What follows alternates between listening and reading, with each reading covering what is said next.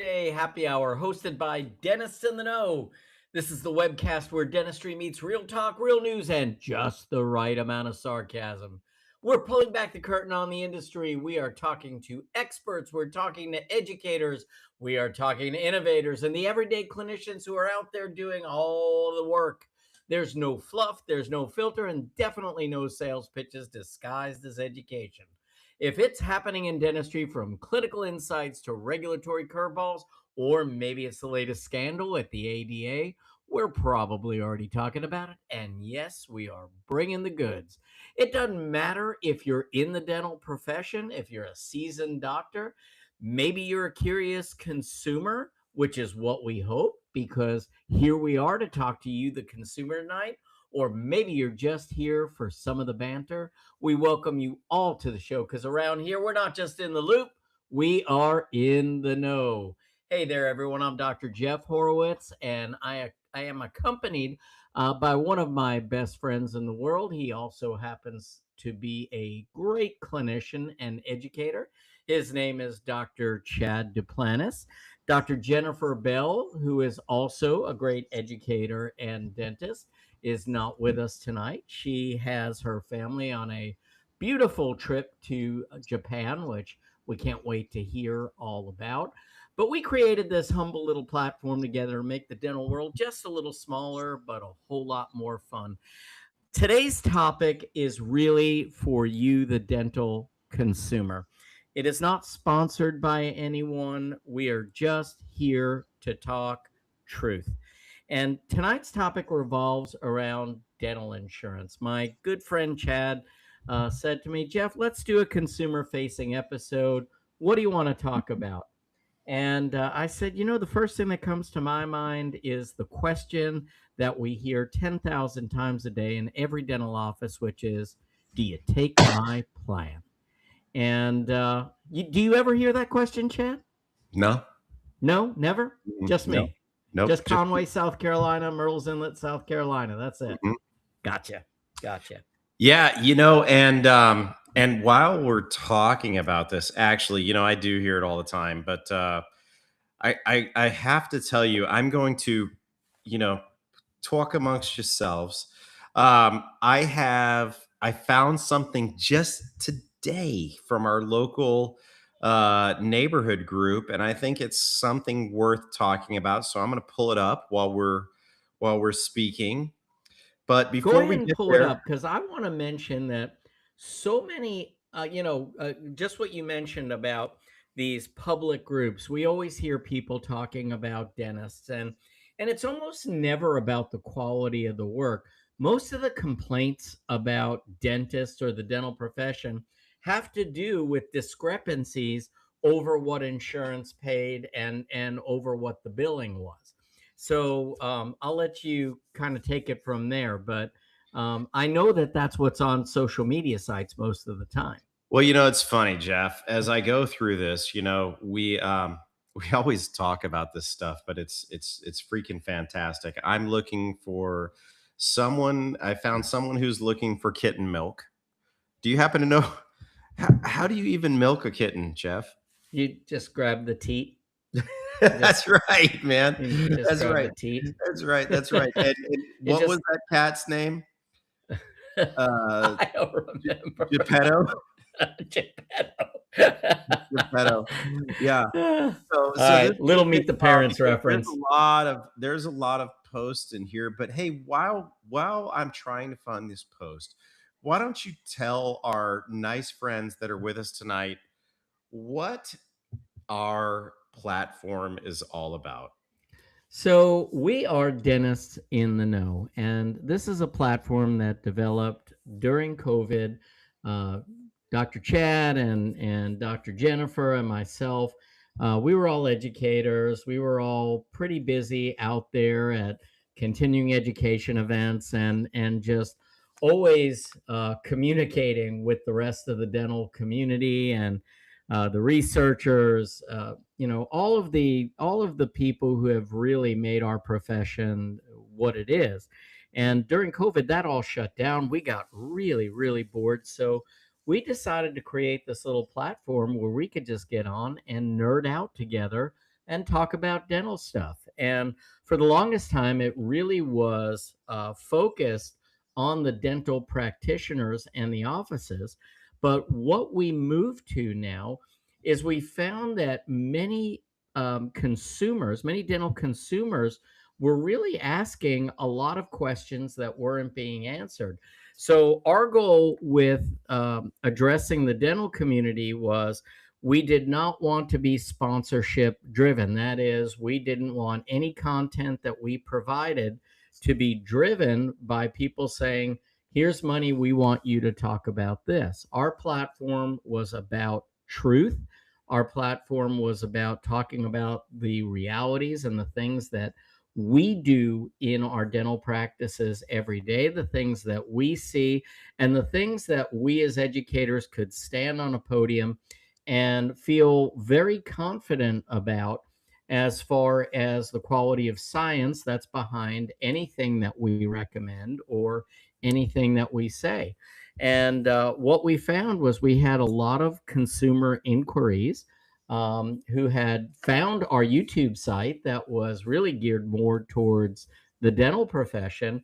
And we thought that we could be of great use to the general public in the same way in just bringing some truths about dentistry and the dental profession to the public. And so here we are, and that's where this episode came from. Did I buy enough time, Chad?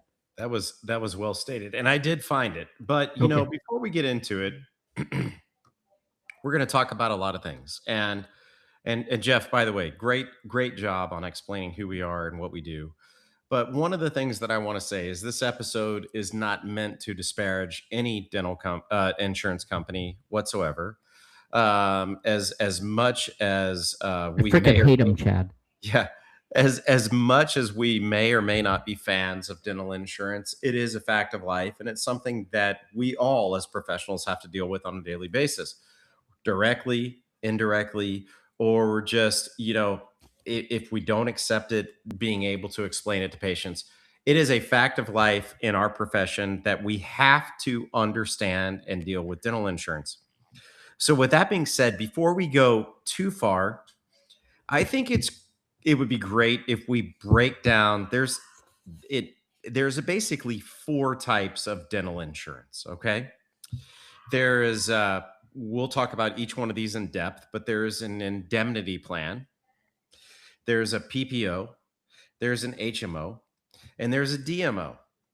And beyond that, the other thing that we need to understand is if you work for a large corporation or if your insurance policy is from a large corporation, it may not be it may be an insurance policy that is basically funded by your company but managed by a insurance company. And that's the way that a lot of these large companies work. They have funds that are set aside.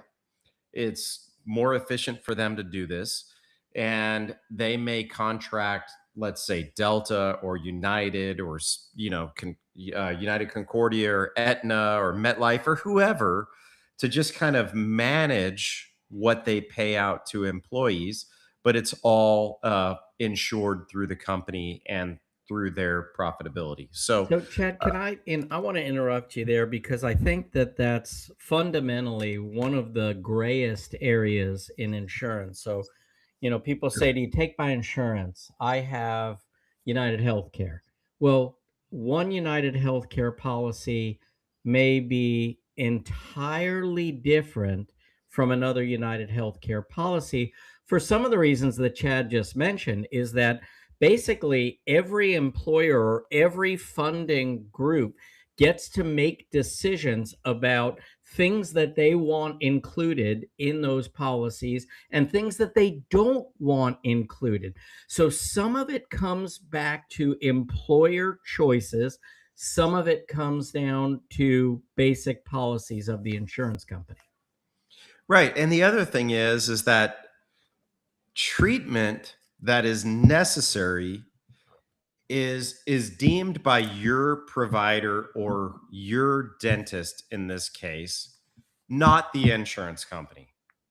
If they say that they're not going to pay for something, it doesn't mean that it wasn't necessary.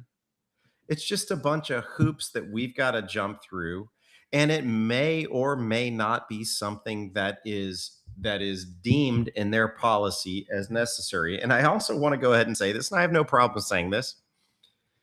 Insurance companies are exactly what they are. They are companies. And any company, unless it is a not for profit company, is out there to earn a profit, which means they are there to make money. When you're making money, you try to spend less money. And I don't think I said anything inappropriate there. I didn't call anybody out, but I think we could all agree upon that. Is that correct, Jeff? 100%. But there's another piece to that I really want to elaborate on, which is that whole not for profit. Um, I don't want to not scheme the whole not for profit um, uh, business model, because what not for profit means is that at the end of the year that the balance sheet is just zeroed out. That is, that after all of the income and all of the expenses, that there's just a zero on the bottom line. But it doesn't say anything about how the monies are to be spent. So, you know what are all legal business deductions are salaries. So, very often, and again, this is not to disparage anyone, it is what it is. But I will say, to call yourself a not for profit organization and you're paying your CEOs or more than $20 million a year, that's how you zero out the balance. You pay big salaries and you can now zero out that balance at the end of the year and still call yourself a not for profit organization. And so again, you're being the nice one here. You're being the good cop. I'm being the bad cop. And so I'll probably be the one with the IRS Yeah. at my door tomorrow morning. But the concern that I have is that when you don't raise annual allowables, and we'll get to that annual allowables in just a little bit, when you don't raise those amounts for the people who have been paying into your insurance for all those years. And when I say all those years, I'm going back for some companies. This goes back to the 70s that annual maximum allowables have not been increased. And so when you go that amount of time without an increase and you have CEOs and upper management, earning millions and millions of dollars, I think there's a problem there, and how we address that, I don't know, but it's definitely something that needs to be addressed. Well, before we get there, let's break down basically the four different types of dental insurance, because I have some statistics that I share in some of my presentations that are regarding payouts and whatnot. But let's talk a little bit about, when you have dental insurance, you really need to look at your card, okay? And your card will say, whatever the insurance company it is, and it may not have anything after it, which could be good or bad, but it should have, whether it's a PPO, an HMO, or a DMO after it. Okay. So let's talk about, if you have just a generic insurance plan, which is an indemnity plan, you can go to whoever you want. Now, that doesn't mean that they're going to pay the amounts that that provider charges, but it means that they're not going to tell you that in order to get the maximum benefit, or the best, I shouldn't say the maximum, but in order to get the best benefit, you have to go to XYZ provider. And that's what we refer to as an indemnity plan. You could go to Jeff, you could go to myself, you could go to John Smith, you could go to Jane Doe, you could go to whoever you want that's a dentist, and they are going to pay what they refer to as usual and customary fees. All right. Now, those usual and customary fees are set by the individual insurance company. However, on an indemnity plan, which we're speaking of, they don't care who you go to. They're going to pay those fees whether you go to Jeff or myself or Jennifer or whoever. They're going to pay those fees. So whether you go to Chad or a good dentist, it doesn't matter. Does not matter. It does not matter. Now, the Sorry, second buddy. tier, in my opinion, is a PPO or a preferred provider option or preferred provider network. Now, what this means is that they will pay usual and customary fees to in network or out of network providers. However, the fee that they pay is guaranteed if you go to a preferred provider. Now, one of the things that really, really bothers me on this is that I don't participate in any insurance plans for a number of reasons, and we'll get to that later. I've been very blessed in my career that I haven't had to. Um, However, if you don't go to a preferred provider, a preferred provider has, let's say, a cleaning is $110. That's the contracted rate. They will pay $110. If you go to a non preferred provider or somebody who is out of network, then they will pay $110. If that cleaning is $178, you will be responsible for $68 of that. Did I explain that well enough, Jeff? Yeah, I think that was perfect. So, although it says that they will pay 100%, they will pay 100% of their usual and customary fee, which is what the preferred provider is contracted to be paid at. They could have whatever fee that they want, but you're not responsible for the other $68 or whatever it may be. If you go to an out of network provider, you are responsible for that portion.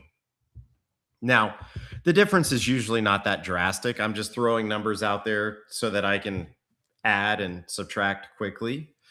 But, preferred provider is a very, very friendly network to be in because you can choose to go into your preferred network or you can go out of it, and they are going to pay something to everybody, if not Hey, all. let me jump in on a couple of distinctions about what usual and customary is, because a lot of times people who have these PPO plans, they will come to a dentist that is not signed up with them, meaning not contracted with them, so they are not a preferred provider. Now, what they are calling usual and customary is kind of a smoke and mirrors thing, because that is not usual and customary for what most dentists are charging in a given hour, in a given area, excuse me. That is their contracted amounts. So a contracted amount should never be called usual and customary. And contracted amounts are typically anywhere from 20 to 30% less than what the true average fees for a given area typically are. And this is done with the promise that, hey, we're going to bring you more patients because you're now a preferred provider. So I just wanted to make those distinctions for everyone as you were discussing that. Yeah, and Jeff, while we're at it, we've already talked about indemnity. We talked about PPO. You want to talk about HMO and DMO? So, again, these are HMO and DMO are a couple of things. A health maintenance organization. Um, I'm actually going to draw some of the true definitions of it. We printed some of this out. because I don't want to misrepresent anything in this, but HMO is a health maintenance organization. So it's a managed care model, and it's designed to reduce healthcare costs by reducing care to only participating providers. So Right. a patient would select a primary provider. They have to stay within the network. They will absolutely need referrals from those primary providers in order to be able to go to specialists. And providers are typically provided a fixed amount for each patient. So there are a couple of advantages to that. There's lower premiums, there's lower copays, and predictable costs. But the problem with an HMO type of policy is that you will be very limited in your provider choices. You're going to have a lot of restrictions when it comes to specialists, and there will definitely be less flexibility with regard to treatment choices. So that's really the idea behind a HMO. A DMO, or a dental maintenance organization, is kind of the dental version of what an HMO is in medicine. So again, you have to use participating dentists. It requires choosing a primary dental office. Services are provided according to a contracted, again, not usual and customary, a contracted fee schedule. And dentists are frequently paid through capitation, meaning they're paid often per person versus by the procedures that they are doing.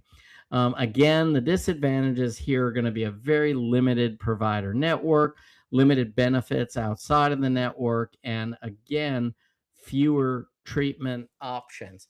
And what I caution people about is, dentistry, and again, Chad and I are open books. We talk truth in every way. Um, when we talk about typical general dental practices, most of them function at about 70 to 75% overhead, meaning for every dollar that comes in, 75 cents is going out the door in overhead.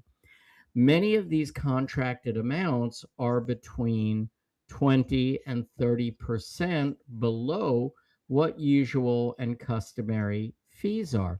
So think about this from a business perspective. If the average dentist has of um, an overhead of 75%, and someone comes in and says, well, we're just going to take 25% of the fees away, then that leaves zero for the dental office. And nobody can function like that. So, how are some dentists able to accept these contracted amounts and some dentists not accepting them? Well, typically, your solo practitioners are going to be the ones, and your small groups and solo practitioners, people with a lot of technology in their office, people who are spending a lot of time with their patients. They cannot, it is not humanly possible to accept 25% off of your fees when your overhead is already at 75%. So most of those dentists would say, you know what? Rather than making zero at the end of the day for the procedures that we're providing, I would rather do anything else. I'm going to charge my fee. I'm going to have fewer patients, and I will have patients that come to me out of network, but I'm going to provide the level of care that I've always provided. Very often, large groups, corporate dentists, um, they have a system where they have been able to lower overhead because they're part of such a large group. and they're willing to take that hit in order just to have more patients in the group.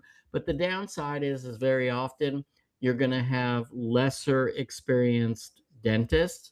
You're going to have kind of the people who are just trying to fill chairs for the time being.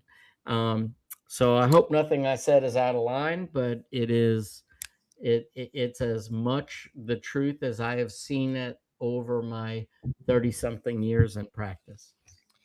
It's very true. And the thing is that uh when we go through those insurance plans, there's a cost that you pay every month to, or annually, to be part of those insurance plans. And usually the cost goes down, most expensive being indemnity, the second being the PPO, which is the majority of dental plans, the third being HMO, and the fourth being DMO. And so, are there good dentists in every category? Absolutely. There are good dentists in every single category for a number of reasons. However, the longer someone's been in practice, it's kind of our uh, observation, if you will, that you start graduating towards the PPO and finally just towards the indemnity, or you become a cash only practice. And there's nothing wrong with any practice model. But one of the things that upsets me, and actually before I get to this, I'm going to say this, is that you know when we look back, and these are factually based statements, when we look back, so let's go back to uh, for those of you in the Northeast, kind of the last time the Knicks won a NBA championship. But for the majority of America, we could go back to the 70s. The average dental insurance reimbursement maximum per year was 1,000 to 1,500. Modern day, the average dental insurance reimbursement maximum is 1,000, 1,500. Now some are 2,000, some are 2,500. Back in 1970, when the maximum reimbursement was about the same, the average crown cost about $100. Nowadays, the average crown cost is about $1,460. There is a close to 1,400% increase in fee, yet a 0% increase in maximum insurance reimbursement. Now, I can't say what happened to your premiums because I do not know the answer to that, but I can say that $75 billion is spent on dental insurance every year, and approximately 6 of that goes towards actual dental care. Now, one of the things that we're looking at is there was a what is it called, Jeff, out of Massachusetts, the medical loss ratio, Yeah, to where, yeah, a certain percentage of those funds, I think it's close to 85%, don't quote me on that, but a have to certain go to percentage patient of care. what you pay into your dental care needs to go. Now, this isn't per patient. This is overall. So if an insurance company X took in $1 million, which is way more than that per year, $850,000 of that would have to go towards actual care. So I believe it's called a medical loss ratio of 80 to 85%, whatever it may be. And I think more states need to institute this because the 100%. the the, the other 15 to 40%, wherever it falls, goes into profit. And so I think that if we're paying an insurance, first of all, as a patient, go to the dentist. That's what it's there for. Go to the dentist.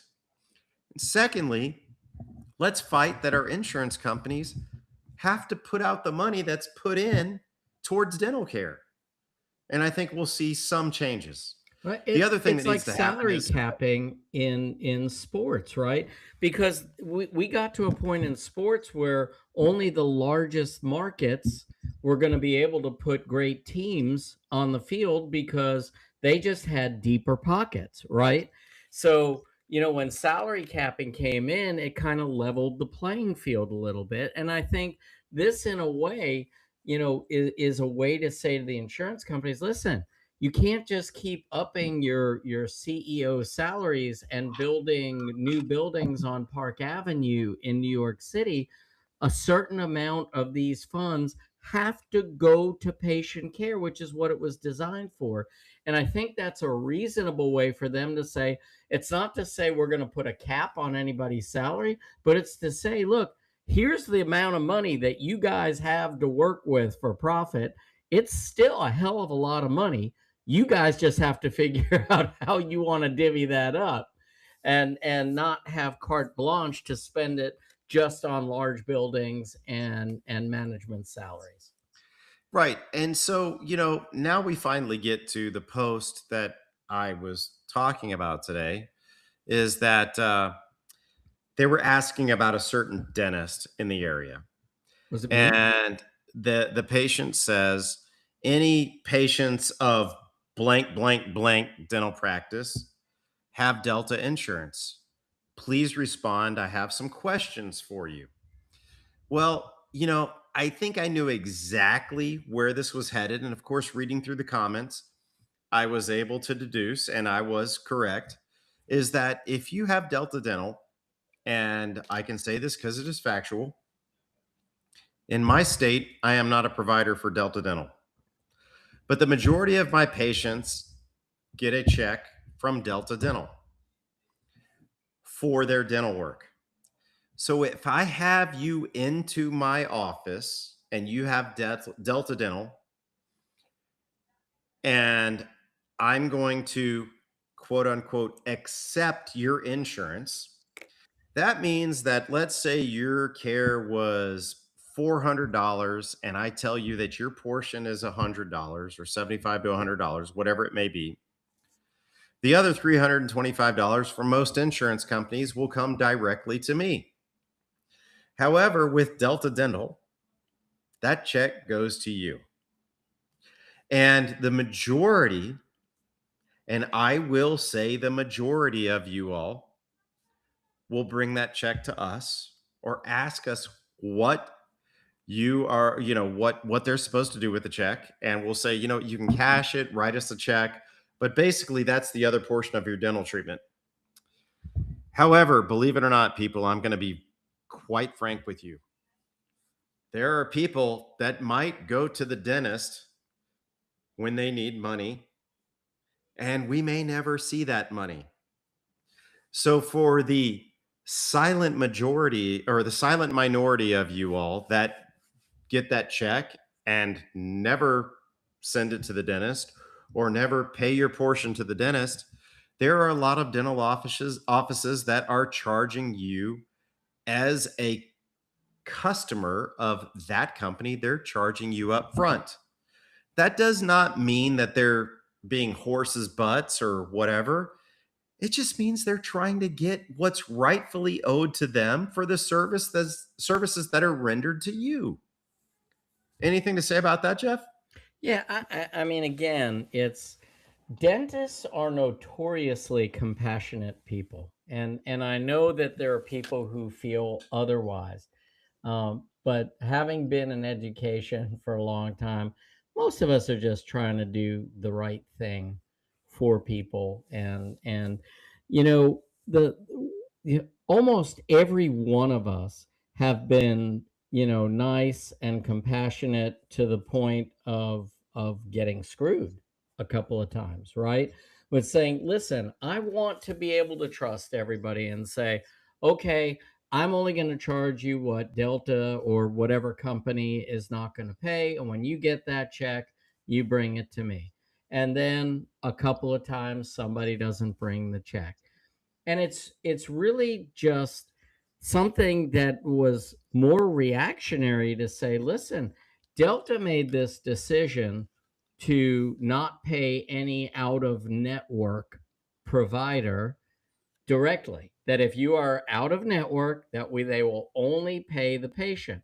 And so that put all the and it's a pressure tactic to try to get more dentists to be in network, because they either have to say to their patients, they either have to put all their trust on the line and say, I'm going to count on you to bring me that check when it comes to you, or they have to say, I listen, I've been screwed over a couple of times. I just have to protect myself and my business and charge you ahead, and you will get reimbursed the other amount.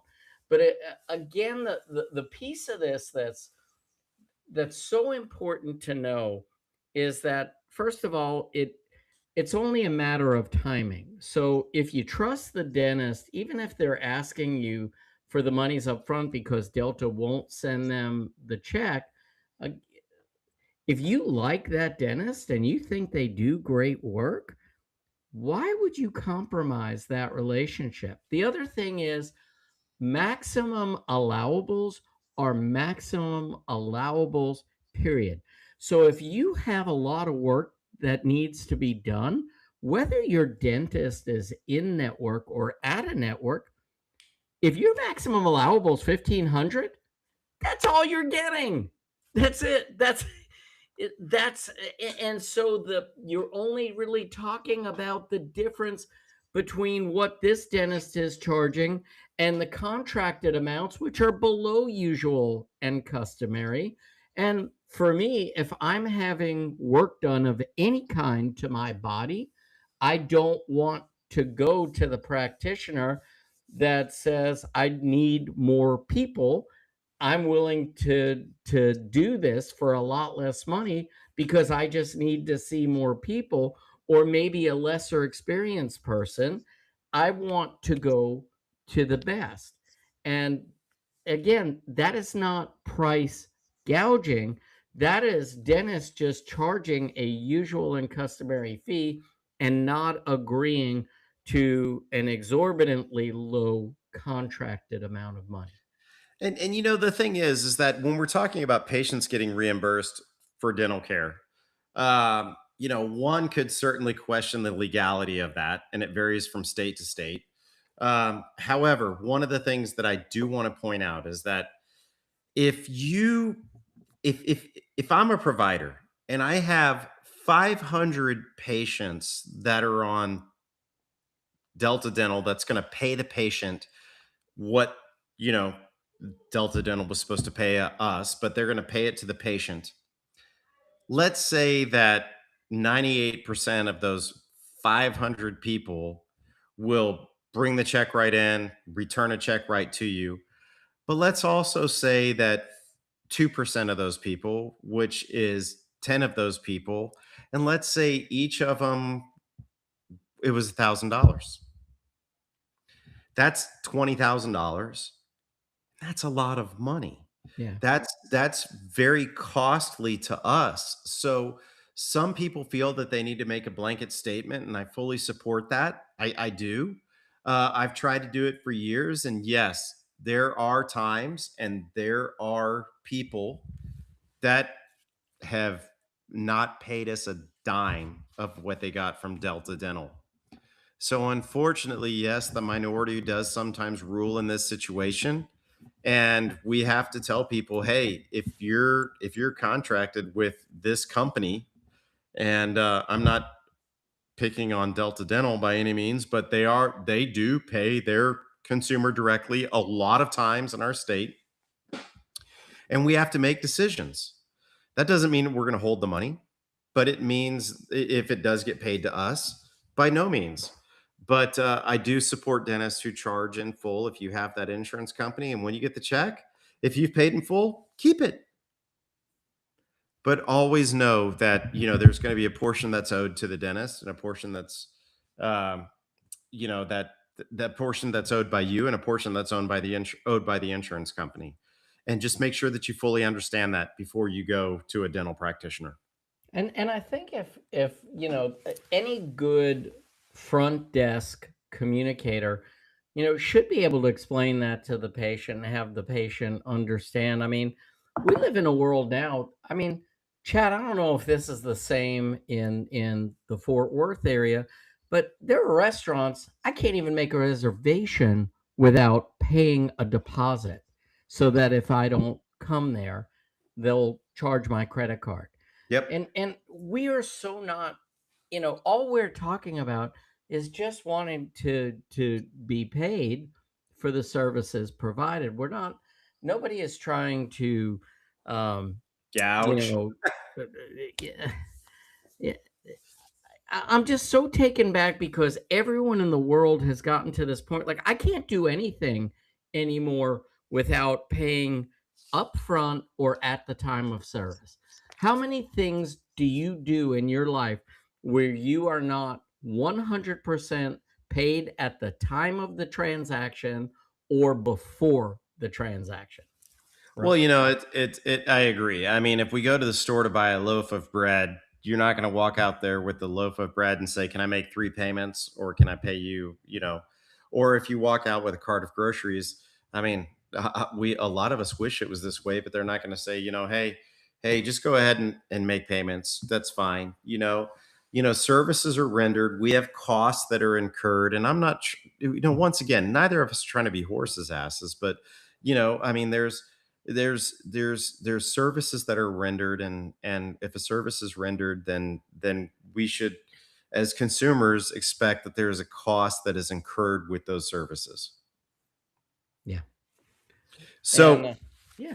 And let me ask you this, Jeff. sure. Do you assign to any insurance plans, or are you contracted with any insurance companies? We are not.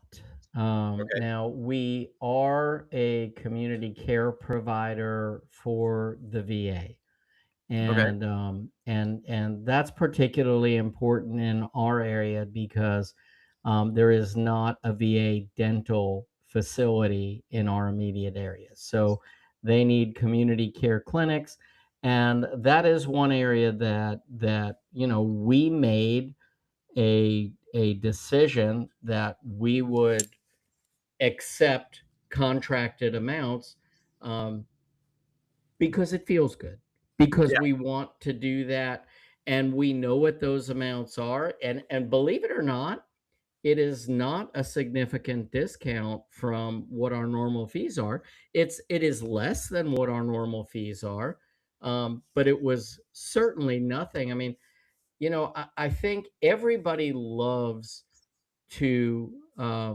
benevolence. Like, everybody wants to help other people, and certainly, when it comes to veterans, that's an area for me that means a lot.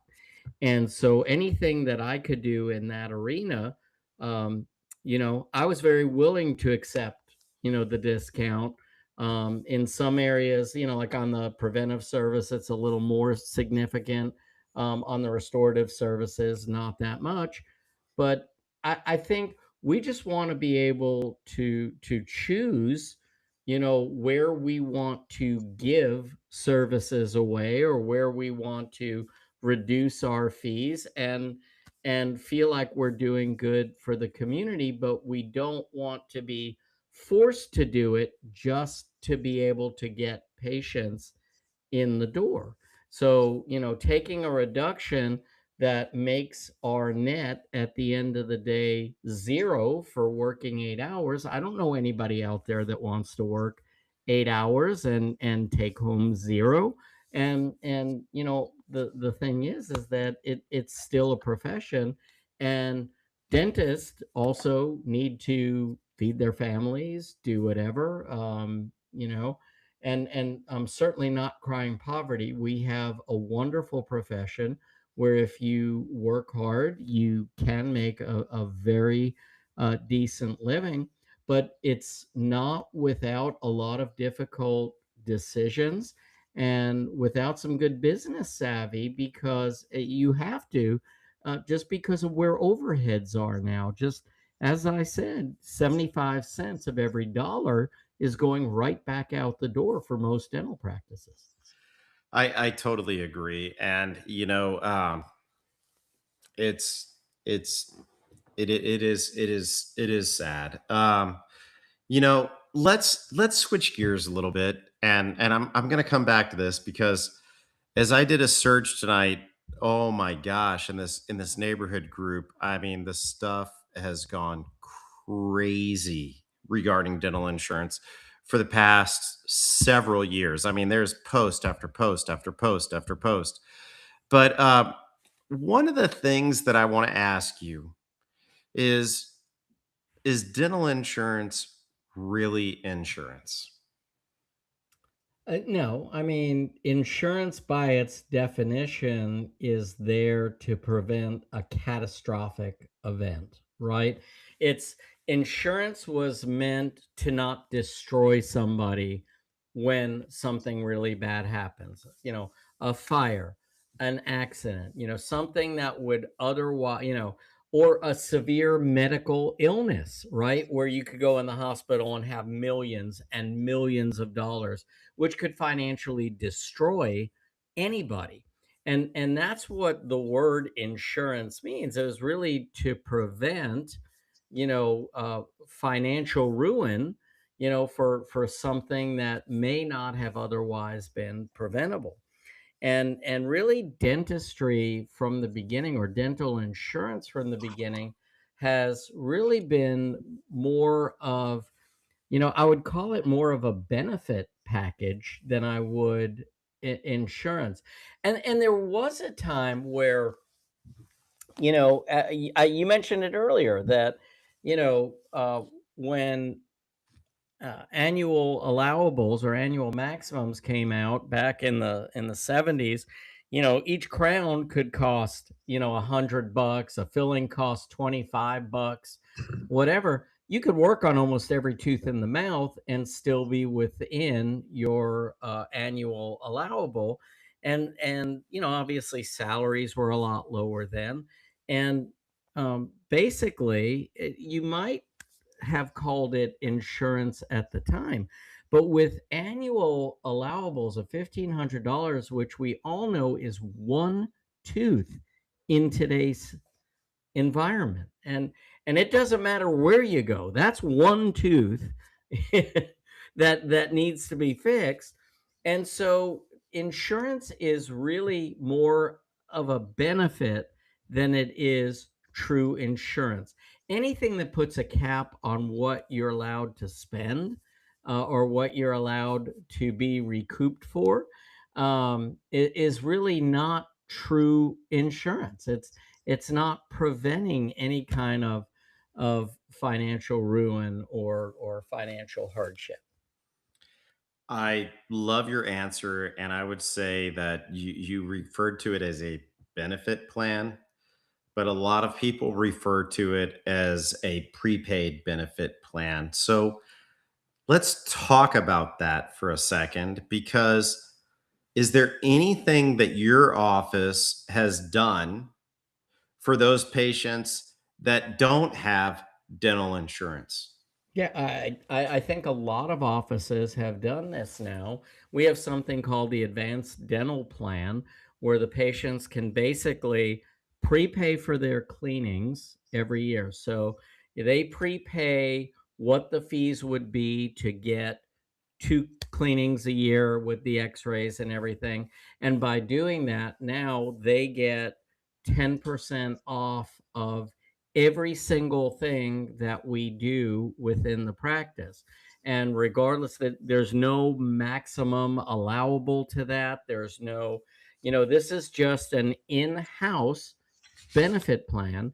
And many patients, by the time that's done, will get way more than the $1,500 or the $2,000, especially if they need a lot of care. There's no cap on the amount of dentistry that they can have or will need with that. But we've offered that for several years, and that's been just amazing. Every day people come to me and say, "Oh, well, I can't get my cleanings because I don't have insurance." I'm like, just paying for your cleanings is more insurance than most people have by today's standards, because it's going to prevent so much.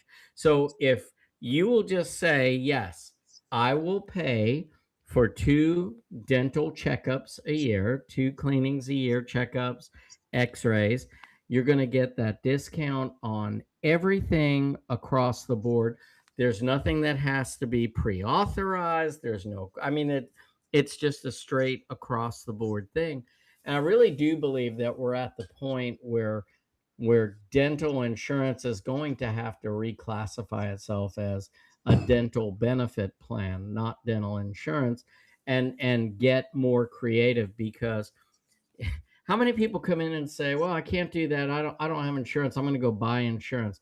Well, you and I both know that anybody who pays for dental insurance privately will end up spending more than they will ever get back in return And from that there's more insurance. stipulations too. Right. Right. What I Right. found. Right. Yeah. Exactly. So we do the same thing. We offer what's called a smile plan, and it's very similar to what you said. And a lot of offices are doing this. So if you're a cash pay patient or you've lost your job, unfortunately, you don't have dental insurance for whatever reason there may be, ask your dental providers. I mean, we not only offer a benefit package at our office in terms of a smile plan, but we also do offer cash discounts. If you're willing to pay cash and you just want to pay cash out of pocket, you don't even want to pay the upfront smile plan, we offer a cash discount as well. The reason being is that it is so much more efficient for our office to not have to go through insurance, that it's financially Hey, advantageous let me to us. clarify something too, just because you said cash. Chad is not referring to cash, Of course roll not. the dollars out. I just wanted to clarify that. So No, it is meaning that you pay without insurance. thank you. And, and Yeah, I didn't want to get you in trouble with the IRS was about to come knocking at your door, Chad. no, no, no, no, no, no, no. Sorry. Sorry. Sorry. Jeff is very correct. It is not, we do not accept cash under the table. Everything is registered officially. But the point is that if you want to be a quote unquote cash pay patient, meaning that you are coming to our office without insurance, we will offer you a discount if you pay for services up front. We also offer financing plans in our practice. There are several lenders out there that cater directly to dental patients, that are. I mean, granted, they're not going to give you $100,000 that I've seen. I'm sure it's out there, but we do have Care Credit. There's Cherry. There used to be City Healthcare. There's other companies out there that are specifically in the healthcare industry. I mean, shoot, Care Credit is wonderful. They've been great in our practice. And who eats the cost on that? Not the consumer, the practitioner. And that's okay, because it allows you to receive the care that you need. The point is that just because we don't accept your insurance plan or we aren't assigned with your insurance plan, we all have our own reasons for that. It doesn't mean that we're bad providers. It actually probably means that we're pretty damn good providers. We just have some business savvy, and there's reasons that we don't need to assign. We don't want somebody telling us what we can and can't do. We also we're going to do what's best for you. Both of us run, and I can say this without even asking Jeff this. Both of us run patient centric, health oriented practices. We're here for you. We're not here for your insurance company. We're here for you. And that brings up kind of the final point of the evening. Why does an insurance company deny something? Is it because it wasn't necessary?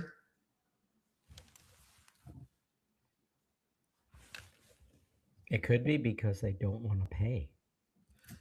That could be. There's a number of reasons. But my point is the insurance companies will even tell you, just because they deny something, they're not making a treatment based decision. They're making a financially based decision, or a it doesn't meet our standards based decision. So that's one of the most frustrating things as a practitioner. And I write so many letters to dispute and argue and fight for you, the patient. And I know Jeff does too. We are always looking out for your best interest. Every good-hearted dentist out there is looking out for your best interest. Because an insurance company denies something, it does not mean that it wasn't clinically necessary. Just going to say it out there. Absolutely. Yeah. I And mean, let me piggyback on you too, Chad, and I mentioned this earlier, and then I know we need to wrap it up here soon. I just want to reiterate again that annual maximums are annual maximums. And listen, if you find somebody that's in network and you feel like they're a great clinician and you're comfortable with them, please, that's wonderful. That's great. But don't not go to a trusted dentist. Don't terminate a relationship with a trusted dentist, with a great clinician over the fact that they may not be in your network. Because while they may have a slightly different fee than the contracted amounts that a participating provider may have, you're still only going to get the $1,500 per year. And so you're talking about typically a very small difference out of pocket at the end of the year. Just the differences in whatever those contracted allowable fees are. And, for the peace of mind and having a clinician that you trust, just I wouldn't let that cloud my judgment. Jeff, you stick the words right out of my mouth. And as we're closing, I have 2 points, and that was the first. The first is that go to somebody that you trust. There's if you're going to go to the neighborhood page, please don't start off with, does anybody know who accepts my insurance? The first thing is, does anybody have a dentist that they love, that they feel at home with? Our patients aren't just patients, they're our family. I mean, I saw somebody last week and I was able to do something fantastic with them that changed their life. They've been with me for 25 plus years. I consider her a sister, a mother. She's family. She's part of our dental family. That's part number one. Find somebody that you trust, that you know is going to do the right thing. If you don't have somebody, find somebody that's your community, that's your friends, that they trust and that they feel comfortable with, because dentistry is not a fun place to be. I mean, the dental office, we know that. I mean, as patients, we know that. But you know what? Go somewhere where you know you're going to be well taken care of. But the last thing is this: dental insurance should not be viewed as a financial benefit nor a healthcare decision maker. The challenge for both patients and us as providers is learning how to navigate a system that was never designed to support the complexity of modern dentistry. Dental insurance is for lack of a better term, it's a discount plan. And so utilize it as such. If you trust a provider and you have questions about insurance, I can tell you that my team and Jeff's team field questions all day long when it's open benefit enrollment at the office. Hey, I have these three insurance plans to choose from. Which one should I choose? Well, if you choose these two, you're going to have to find another provider, which we'll be happy to help you find one. But if you choose this one, you can keep coming to us. I hope that they all say, then that's the one I want. I want to be able to keep coming to you. We'll always have your best interest at heart. And, we know that insurance is necessary in life. We know it from a medical standpoint and we know it from a dental standpoint, but please make wise decisions and choose your healthcare providers and your dental providers based upon people that you can trust, rather than just somebody that checks the box and accepts your plan. Love it. And to all of you, thank you for listening tonight. Thank you. We're going to have a lot more in the world of podcasts and webcasts on YouTube, a lot more content coming for you, the patient. So look for us. We are Dentists in the Know. We also go by Dinks, Dinks. And when we started this cool little group, Chad said to me, you know, I like this term. I like dinks. I think that works well. And I said, well, Chad, everybody's going to think that's double income, no kids. And Chad said, Jeff, you are old. That is an old term, and he's right. Maybe I am showing my age with that, but some people remember what dinks were: double income, no kids. And now dinks has made a comeback in the world of pickleball. I was just going to say the same thing. Yep. Yeah, Yep. yeah. But anyway, we are hashtag dinks, Dennis in the Know. If you have any questions or any topics that you'd like for us to share with you, like for us to discuss, we're an open book. We'd love to hear from you. And we thank you for watching or listening today. And we hope you have a great rest of your day.